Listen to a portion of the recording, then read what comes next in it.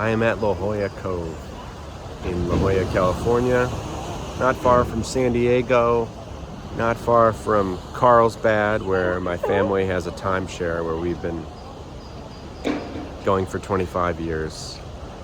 And it's not like a specific serendipitous thing led up to this moment. I don't know. But it's just a moment, a pure moment, a Zen moment. And all these events just created it. I'm on vacation with my family.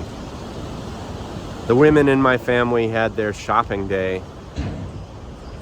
The men went and did our own thing. We usually come here, but we came to La Jolla partly to get kosher meat for dinner and partly to show Abe, my 3.5-year-old son, sea lions and seals and pelicans and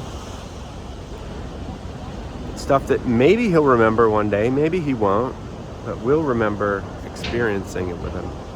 And I'll remember just pausing. Just pausing and enjoying the purity of the moment. I'm grateful. I'm mindful. And all of these events came together to make me truly grateful and mindful.